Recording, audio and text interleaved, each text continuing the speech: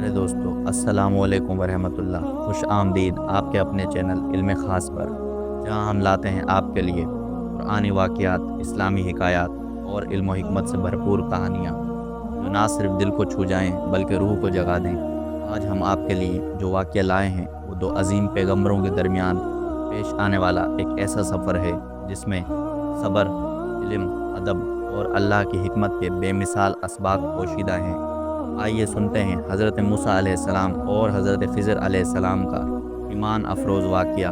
حضرت موسیٰ علیہ السلام نے ایک مرتبہ اپنی قوم کے سامنے فرمایا کہ زمین پر سب سے زیادہ علم میرے پاس ہے۔ اللہ تعالیٰ نے ان کی اصلاح کے لیے ان پر وحی نازل فرمائی کہ ایک بندہ ہے جسے ہم نے علم خاص عطا فرمایا ہے، وہ تم سے زیادہ جانتا ہے۔ حضرت موسیٰ علیہ السلام نے فوراً اللہ تعالیٰ سے عرض کیا کہ وہ اس بندے سے ملاقات کرنا چاہتے ہیں تاکہ اس سے علم سیکھ سکیں۔ اللہ تعالیٰ نے فرمایا تمہیں ایک جگہ جانا ہوگا جہاں دو دریا ملتے ہیں، مجمع البحرین، وہاں تمہیں وہ بندہ ملے گا۔ اللہ تعالیٰ نے علامت یہ بتائی کہ جہاں مچھلی زندہ ہو کر پانی میں چلی جائے وہی جگہ ہے۔ حضرت موسیٰ علیہ السلام اپنے ایک خادم حضرت یوشع بن نون کے ساتھ روانہ ہوئے۔ ان کے ساتھ ایک مچھلی تھی جو کھانے کے لیے تھی۔ جب وہ مجمع البحرین کے مقام پر پہنچے تو وہ مچھلی زندہ ہو کر پانی میں نکل گئی اور ایک سرنگ کی مانند پانی میں چلی گئی۔ حضرت یوشع یہ منظر دیکھ کر بھول گئے کہ حضرت موسیٰ علیہ السلام کو بتائیں۔ کچھ فاصلے پر جا کر حضرت موسیٰ علیہ السلام نے کہا ہمیں کھانا لانا چاہیے تھا، ہمیں تھکن ہو رہی ہے۔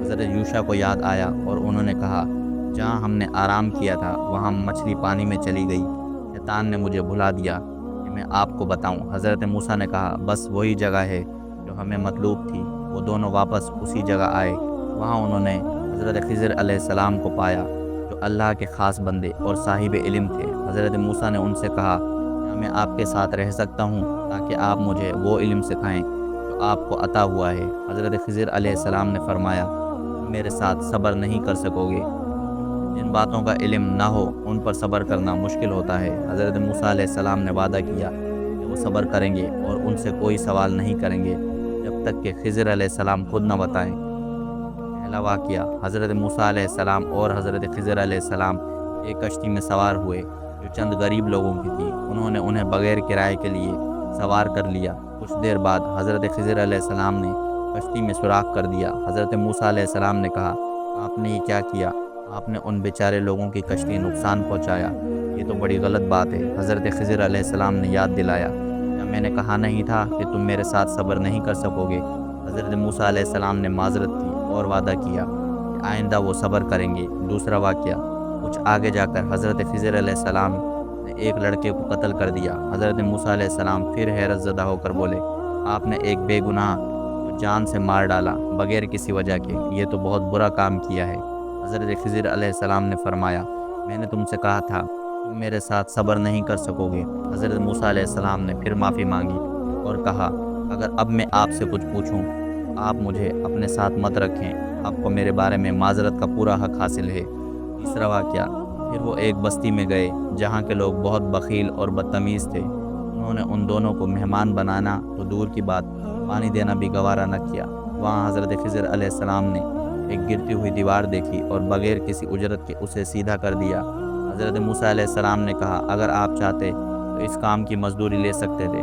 حضرت خضر علیہ السلام نے کہا اب ہمارے درمیان جدائی کا وقت آ چکا ہے، لیکن میں تمہیں ان تمام کاموں کی حقیقت بتاتا ہوں جن پر تم صبر نہ کر سکے۔ پہلا، وہ کشتی چند غریب لوگوں کی تھی جو دریا میں مزدوری کرتے تھے۔ ان کے آگے ایک ظالم بادشاہ تھا جو ہر سالم کشتی کو زبردستی چھین لیتا تھا۔ میں نے اسے عیبدار کیا تاکہ وہ اسے چھوڑ دے۔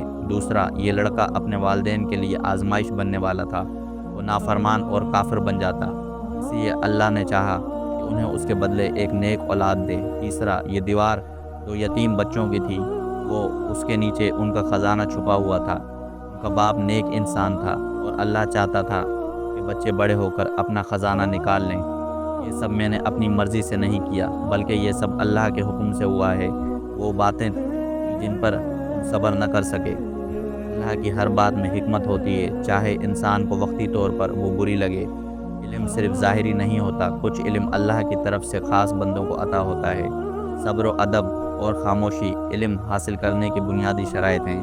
یہ تھے وہ حیرت انگیز واقعات جن میں اللہ تعالیٰ نے اپنی حکمت کے خزانے ہم پر کھول دیے، ہمیں سیکھنے کو ملا۔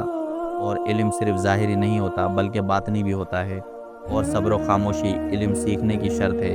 اگر آپ کو یہ ویڈیو پسند آئی ہو تو براہ کرم ویڈیو کو لائک کریں، چینل علم خاص کو سبسکرائب کریں اور اپنے دوستوں کے ساتھ شیئر کریں، اور کمنٹس میں ضرور بتائیں کہ آپ کو اس واقعے سے کیا سبق ملا۔ ملتے ہیں اگلی ویڈیو میں ایک نئے علمی خزانے کے ساتھ۔